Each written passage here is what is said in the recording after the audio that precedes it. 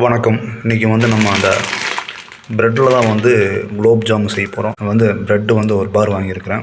அப்புறம் இதுக்கு தேவையான பால் கொஞ்சம் எடுத்துருக்கிறேன். இப்போ நம்ம இன்றைக்கி இந்த ப்ரெட்டில் குலோப் ஜாமுன் செய்யலாம். சரி, வாங்க பார்க்கலாம்.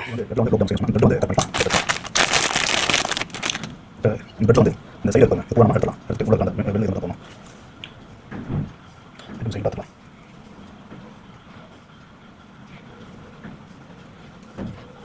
நாலு சைடும் மாற்றணும். இப்போ அந்த குலோப் ஜாமுன் நல்லாயிருக்கும். ஈஸியாக இருக்கும் குலோப் ஜாமுன் செய்யணும். ஓகே, இப்போ பார்த்தீங்கன்னா நாலு சைடும் நல்லா எடுத்தாச்சு. இந்த ரெடி எடுத்துக்கோங்க. இது தேவையான பால் நம்ம எடுத்துக்கலாம். ஏன்னா அந்த ப்ரெட்டில் போட்டு பிசைங்கிறதுக்கு தேவையான அளவுக்கு ஒயிட் சர்க்கரை எடுத்துருக்குறேன். நீங்கள் ஒயிட் சர்க்கரையும் போட்டுக்கலாம், அப்படி இல்லைன்னா கருப்பட்டி வெல்லமும் போட்டுக்கலாம். உங்களுக்கு எந்த சாய்ஸோ அது நடத்துக்கணும். இப்போ இந்த ப்ரெட்டை நம்ம பொடி பொடியாக பண்ணிக்கலாம். நல்லா பொடி பொடியாக பண்ணிக்கணும். அப்போ நம்ம பண்ணியிருக்கோம் நல்லாயிருக்கும்.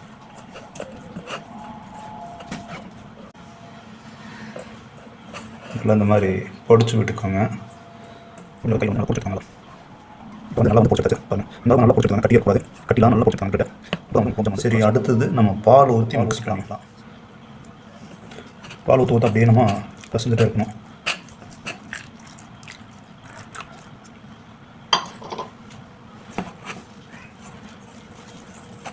பால் ஊற்றி நல்லா பசைக்கணும். ரொம்ப குழகுன்னு போகக்கூடாது. அளவு ஊற்றி பசஞ்சு வச்சுக்கலாம்.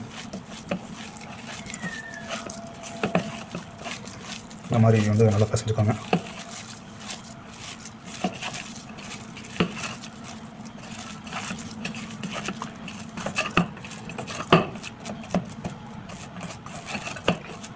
கொஞ்சம் கெட்டியாக இருந்தால் தான் உருண்டை பிடிக்க முடியும். ரொம்ப தண்ணி மாதிரி இருந்தால் உருண்டை பிடிக்க முடியாது. பாருங்கள், இந்த அளவுக்கு பண்ணிக்கோங்க, அப்போ உருண்டை பிடிச்சி போட முடியும். சரி, இது ஒரு 10 நிமிஷம் அப்படி அடுத்தது நம்ம ஒரு சின்ன பாத்திரத்தை வச்சுருக்கோம். அடுப்பு பற்ற வச்சாச்சு. இப்போ பாகை நம்ம காய்ச்சி எடுத்துக்கலாம். இந்த குலோப் ஜாமுக்கான தேவையான பாகை காய்ச்சி எடுத்துக்கலாம். ஓகேங்களா? தேவையான அளவு தண்ணி விட்டுக்கலாம்.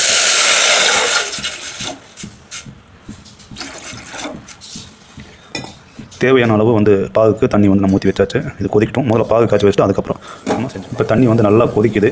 இந்த ஸ்டேஜில் நம்ம சர்க்கரையை போட்டுக்கலாம். சர்க்கரை நம்ம தேவையான அளவு எடுத்துக்கலாம். ஏன்னா ஏற்கனவே அந்த ப்ரெட்டில் சர்க்கரை இருக்கும். அதனால் நம்ம பாகில் தேவையான அளவு சர்க்கரை எடுத்துக்கலாம். நீங்கள் விருப்பப்பட்டீங்கன்னா கருப்பட்டி சர்க்கரை போட்டுக்கலாம்.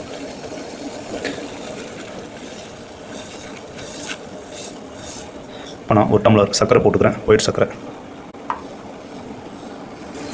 இப்போ ஒரு இரண்டையால் நம்ம அப்படி கிளறிட்டே இருக்கணும். அப்போ தான் அந்த பாகு நமக்கு நல்லா வரும். இந்த மாதிரி ஸ்டேஜில் நம்ம அந்த ஏலக்காய் தட்டி வச்ச ஏலக்காய் நம்ம போட்டுக்கலாம். அப்போ தான் அந்த பாகு நல்ல மணமாக இருக்கும், சுவையாக கொடுக்கும். ஓகேங்களா? இப்போ அந்த ஏலக்காயை போட்டுக்கலாம். போட்டுவிட்டு நல்லா கிண்டிகிட்டே இருக்கணுங்க. பார்த்திங்கன்னா பாகு நல்லா ஆயிடுச்சு.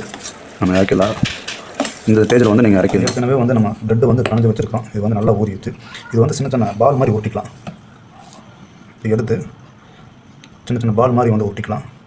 கையில் வச்சு நல்லா நீங்கள் சிறு சிறுசாக ஒட்டிக்கோங்க. இந்த மாதிரி பால் மாதிரி ஒட்டிக்கோங்க. உங்களுக்கு எந்த அளவுக்கு சைஸ் வேணுமோ அந்த அளவுக்கு நீங்கள் ஒட்டி எடுத்துக்கோங்க. இது ஒரு பாத்திரத்தில் வச்சிடலாம். இந்த அளவுக்கு ஒட்டிக்கோங்க.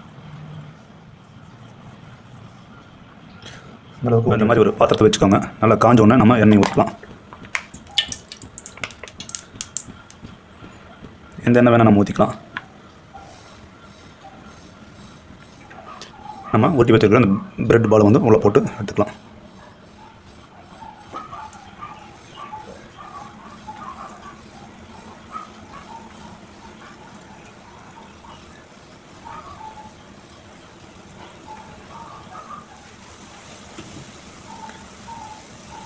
அப்படியே நம்ம லைட்டாக திருப்பி விடலாம்.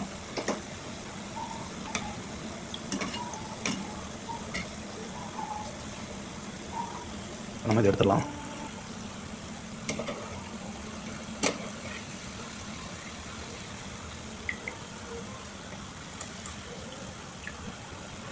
பார்த்தீங்கன்னா எப்படி இருக்குன்னு பாருங்கள். ஒரு அருமையாக வெந்துருச்சு. எடுத்துடலாம்.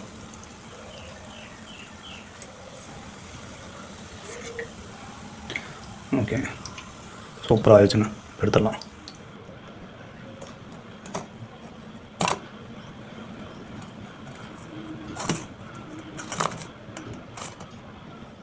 அருமையாக வந்து நம்ம காய வச்சு இந்த பால் இப்போ இது மேலே வந்து நம்ம அந்த பாகு செஞ்சு வச்ச முடியாது அது வந்து நம்ம ஊற்றுறோம்.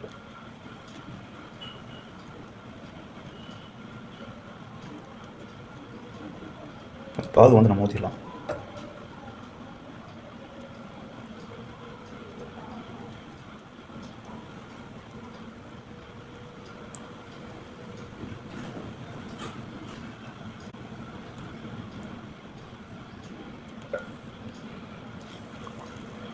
இப்போ குலோப்ஜாம் வந்து நம்ம பாகு ஊற்றியாச்சு, பாருங்கள் எப்படி இருக்குன்னு.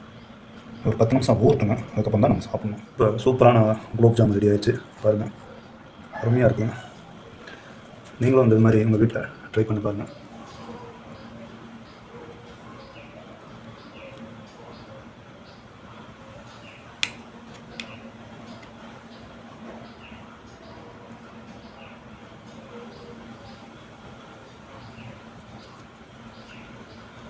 எவ்வளோ செமையாக இருக்குது பாருங்களேன்.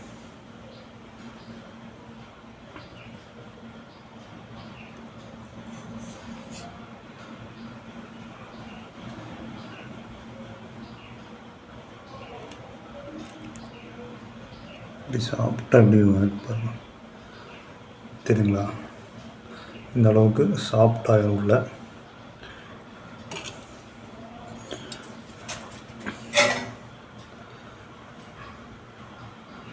நீங்களும் அந்த மாதிரி செஞ்சு சாப்பிட்டு பாருங்கள். நன்றி, வணக்கம்.